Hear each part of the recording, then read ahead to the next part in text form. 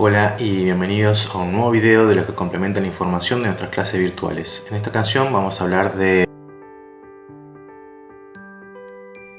Bueno, para comenzar tenemos que entender que lo que fueron a los españoles están comandados, si se quiere, por los reyes católicos.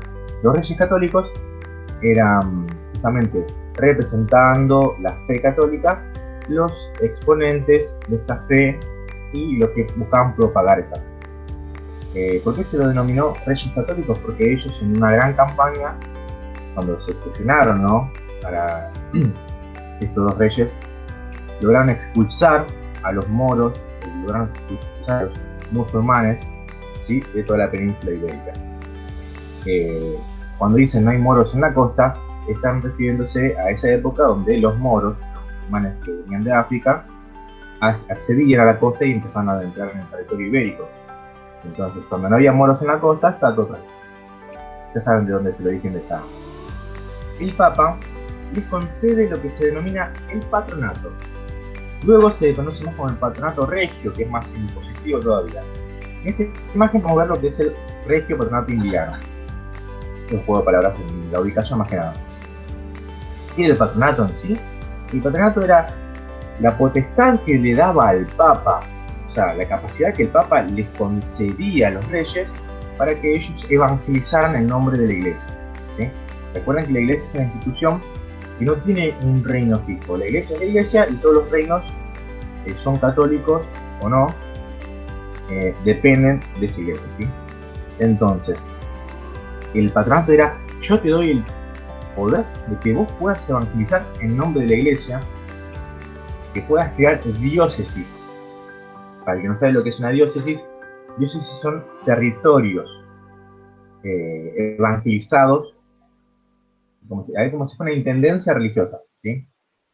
Está la provincia y están las intendencias. Esas intendencias son religiosas, son como pequeñas ciudades evangelizadas aparte de la ciudad principal. Ahora lo vamos a ver bien para que se entienda.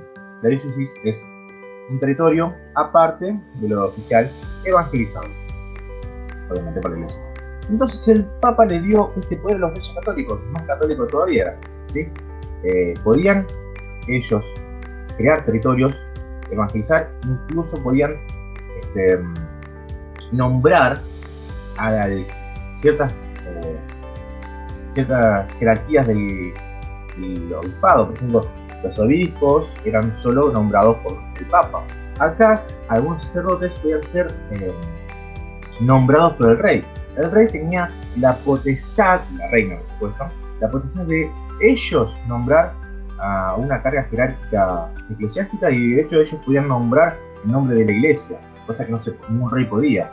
El Papa solamente podía hacer algo en nombre de la Iglesia. Incluso el Papa colocaba reyes acá, por acá, o sea que caigan los reyes. Ahora, estos reyes de España tenían la misma capacidad que tenía el Papa, ¿sí? Bueno, de Don Fernando y Doña Isabel, los reyes de Castilla y de Aragón, ¿sí?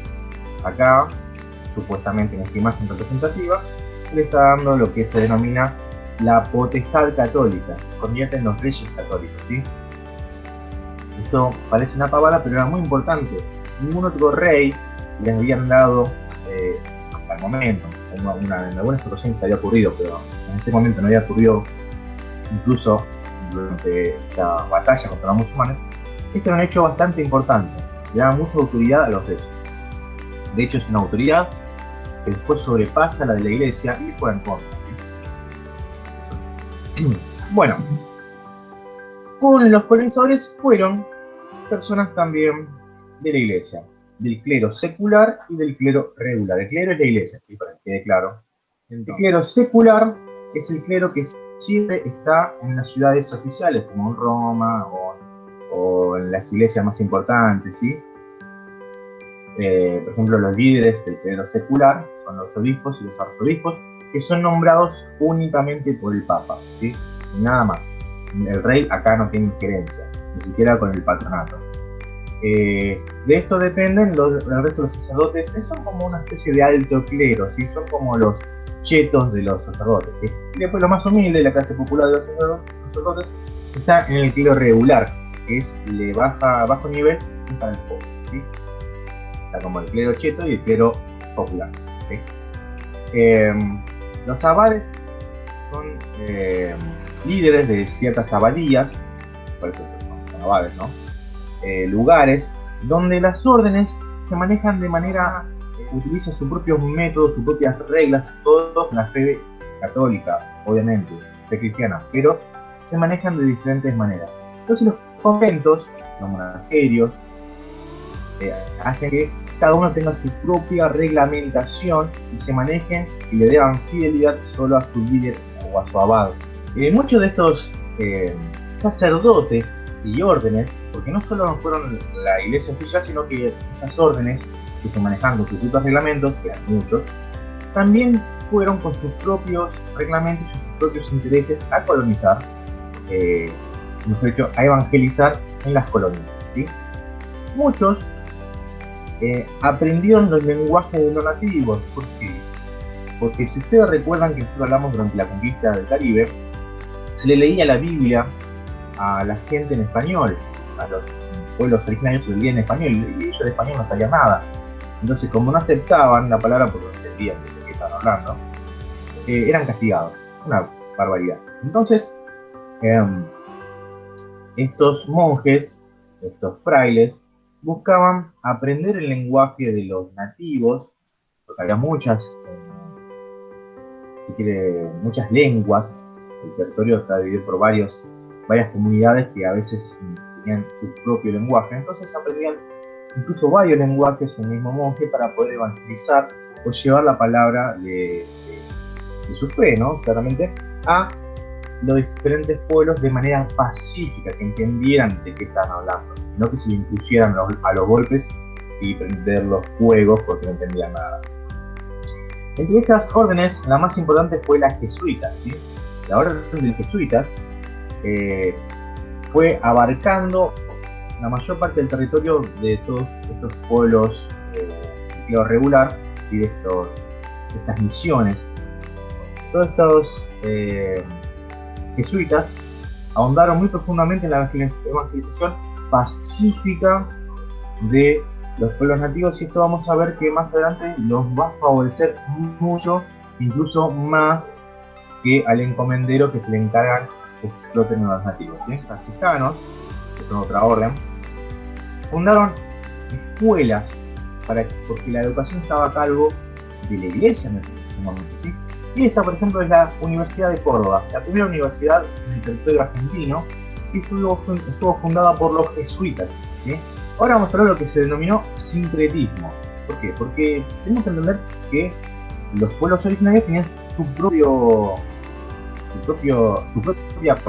cultura, sus propias religiones, y su propia forma de ver incluso a la religión católica, ¿sí? Porque, por ejemplo, si viene un monje y a ustedes le dice la Virgen María, los truquitos, después terminó siendo un rebelde sin causa con poderes supernaturales, era mataba la capa y volaba. Entonces, los nativos iban a decir, ¿de qué me estás hablando, Willy? ¿Qué pasa? Bueno, los monjes, muy acertadamente, vieron que cada pueblo tomaba lo que les enseñaba y los fusionaba a sus propias creencias, porque ellos jamás habían visto una imagen como la de la Virgen, tan idealizada. Entonces formaban a su propia Virgen, ¿sí? Recuerden que fueron con pocos artefactos y herramientas los monjes a América. Entonces este sincretismo, este proceso de fusionamiento de las creencias tanto de los pueblos indígenas como de los pueblos africanos que fueron traídos como esclavos, vieron que daba resultados. En cambio, por ejemplo, los encomenderos le cortaban por lo sano, le querían extirpar su fe, su religión, su cultura, su idioma, e imponer toda la occidentalización del europeo, ¿sí? Sea idioma, sea ropa, sea cultura, sea... Los monjes vieron, che, si le enseñamos de esta manera, los pibes están tranquilos, no se quieren revelar nada, porque adoptaron la fe a su manera. Incluso los monjes empezaron a dejar que ellos lleven la Virgen en en sus fechas importantes o la cruz, y ellos bailaban y hacían sus zambas, sus músicas tradicionales, incluso sus rituales tradicionales, y los monjes dijeron, bueno, mientras no vaya en contra de la fe, vamos a darle para adelante. De esta manera, la fe católica se propagó de mucho más, y los nativos no fueron tan reacios a adoptar una cultura que no era la de ellos, con una deidad azteca. ¿Ven? Esta es la fusión de la cultura. Ven que la Virgen ya es de tez morena, como los nativos de los pueblos americanos, centroamericanos, como los aztecas, ¿sí? El sincretismo era justamente esto. Acá, por ejemplo, vemos cómo en esta imagen se está bautizando a estos pueblos, y hay un detalle no menor, que por ejemplo los gorritos de los obispos están ahí en el piso, como que no sirve, ¿sí? No sirve. Lo que sirve es fusionar y propagar la fe en Cristo, y nuestra manera es mejor que la de ustedes. Con esto le decían las misiones jesuitas, más que nada los jesuitas porque son los más exitosos. Después había obviamente los dominicos, los franciscanos, los recoletos, un montón de misiones religiosas, pero los jesuitas fueron los más exitosos. Esto le demostraba que no dependía del Papa, hacían las cosas mejor que el clero secular, ¿sí? Bueno, las misiones jesuitas fueron, como decía, muy importantes, porque recuerden cuando nosotros vimos la contrarreforma protestante, ¿recuerdan eso? Que querían interpretar libremente la palabra de la Biblia, la palabra de Dios, si se quiere, que el Papa y el Papado y la Acción Católica buscaban cosas como la venta del perdón, la venta del culto, ganar dinero, ¿sí? Entonces los protestantes están en contra de esto, y de estos movimientos protestantes. Una de las órdenes más importantes fue la de los jesuitas, ¿sí? Bueno, estos jesuitas vinieron, muchos eran monjes españoles, italianos, franceses, belgas, eran pluricultural, no había mucho inconveniente en eso, se van a todo el mundo. ¿Y qué hicieron? Llevaron a lo que se denomina la fe pacífica, a lo que se denomina reducciones o misiones. Esta es una misión, ¿sí? O una reducción. Ellos tenían su propia plaza, sus propias edificaciones con albergue para la gente y para los sacerdotes, para comerciar, para el grano, para todo. Fíjense el ordenamiento que hay incluso dentro de las territorios para trabajar, ¿sí? Las reducciones o misiones jesuíticas eran muy exitosas porque los nativos preferían ir con los jesuitas a estas reducciones o a estos pueblitos que ir con el encomendero. El encomendero los trataba mal y los explotaba mucho y no era tan benevolente como los jesuitas. Si bien los jesuitas los hacían laburar, los evangelizaban de manera pacífica, le daban la oportunidad de, por ejemplo, mantener su propia administración, ¿sí? Ellos, obviamente, los pueblos originarios tienen a sus líderes, que son hoy por hoy denominados también los caciques, y los jesuitas le decían, pueden mantener a los caciques, pueden mantener su jerarquía, no hay problema, solamente vengan, trabajen como corresponde, mantengamos la fe y listo. Los aborígenes decían, esto es un golazo, vámonos todos para las reducciones y misiones jesuíticas, de los encomenderos nos están apaleando de trabajo y de maltrato, y los jesuitas son más copados, ¿sí? Luego, los jesuitas, al hacerlos trabajar de manera pacífica y colaborar con ellos, porque los jesuitas, los monjes, no es que se lavaban las manos, laburaban a la par de los muchachos, ¿sí? Ellos hicieron que la producción de yerba mate sea prácticamente el monopolio de las misiones jesuíticas, ¿sí? La mayor cantidad de yerba mate se producía en las misiones jesuíticas. El pueblo nativo y los monjes que trabajaban en los campos tenían la mayor producción. Esto a los hacendados, a los encomenderos y al gobierno español de las colonias no le caía muy bien, ¿sí? Porque le estaba sacando no solo mano de obra, sino que le estaba sacando el monopolio de la producción americana. De hecho, las misiones jesuíticas, ahora vamos a ver dónde están ubicadas, más o menos para una idea, exportaban casi todo el excedente que le quedaba del uso más allá del uso propio, el excedente lo exportaban a Buenos Aires, ¿sí? El mate se había hecho súper popular, entonces la mayor cantidad de yerba mate venía de las misiones jesuíticas. Tenían un monopolio muy importante y le daba un poder económico enorme a los jesuitas. De hecho, la economía jesuítica, o de las misiones jesuitas, era igual o más grande que la economía de las colonias, ¿sí? Esto llegó a generar un gran malestar, ¿sí? Bueno, acá esta imagen también es muy pequeña. Vamos a ver esta. Tuvieron una muy buena relación, sobre todo con los pueblos guaraníes. Los guaraníes eran un pueblo bastante aguerrido, pero que no tenían una estructura política muy, por lo menos muy bien organizada. Eran pueblos. Y estaban en continua lucha no solo con los encomenderos, sino también con los esclavistas brasileños del Imperio Brasil, que venían continuamente tanto no eran solo portugueses blancos, sino que eran mestizos que iban a traficar con otros indios, otros nativos, ¿sí? Como tuvieron mucho éxito, los guaraníes se acercaron mucho a los jesuitas empezaron a proteger a los guaraníes. De hecho, no solo le daban, les propagaban su fe y los educaban en la fe católica y cristiana, mejor dicho cristiana, no católica, en la fe cristiana, también los educaban, les enseñaban a leer, a escribir y les enseñaban a entender la cultura para darle herramientas y poder manejarse dentro de la civilización europea, ¿sí?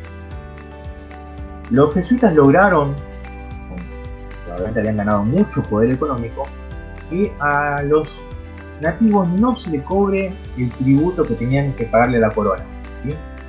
De esta manera, los nativos no debían darles el 10% de toda su producción a la corona. En ese momento que también se quería cobrar en oro, porque si querían trabajar, cobrar en oro, de darle oro a la colonia. No estaba pasando. Los jesuitas lograron eso. Además, tuvieron que enfrentarse a los bandeirantes, que eran estos esclavistas portugueses, sí, que eran mestizos, que eran también hijos de esclavos africanos o de indígenas del territorio de Brasil, que traficaban con los guaraníes, ¿sí? Acá vemos, por ejemplo, una familia que es llevada como esclavos por estos bandeirantes, y los guaraníes tenían que enfrentarse todo el tiempo a esto. ¿Qué hicieron los jesuitas? Los jesuitas los agarraron esas misiones y las llevaron más al sur, ¿sí? Ahora vamos a ver dónde están ubicadas para que entiendan por qué se llaman misiones, porque digo que van más al sur. Los guaraníes estaban más que nada en la zona de Paraguay, ¿sí? Recuerden que los límites de los países no son los mismos de ahora, no existían, ¿sí?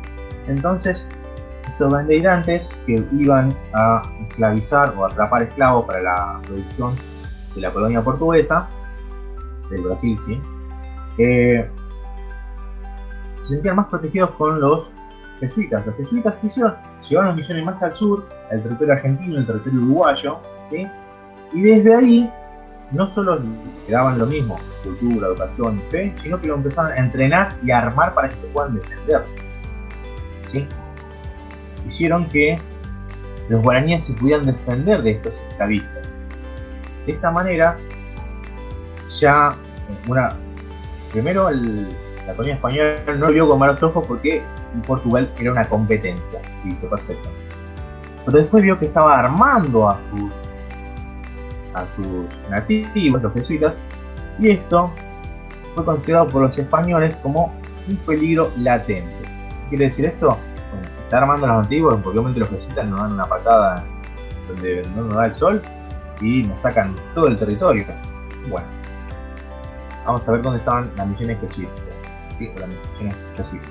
Como ven, la mayoría estaba en la zona que corresponde entre Perú, Brasil y Argentina, ¿sí?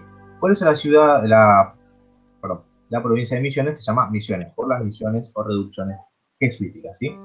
Las misiones que estaban al norte se empezaron a ir un poco más al sur, fundando pueblitos dentro de lo que se denominó el río Paraná y Uruguay más adelante. Incluso de ahí nació la leyenda, por esta gran economía jesuítica que había, de El Dorado de Sudamérica, ¿sí? Más adelante vamos a ver cómo esta economía paralela colonial empieza a molestar a los españoles, ¿sí? Empiezan a ser un palo en las ruedas a la economía española. ¿Por qué? Porque los jesuitas son más exitosos a la hora de explotar la fuerza de trabajo nativa, ¿sí? Bueno, después vamos a ver cómo esto se desencadena en algo más profundo, que es la expulsión de todos los jesuitas de Sudamérica, que lo vamos a ver más adelante, ¿sí? Bueno, eso es todo por hoy. Nos estaremos viendo, aprendiendo en un próximo video de los que complementan la información de nuestras clases virtuales. Hasta luego, buena jornada.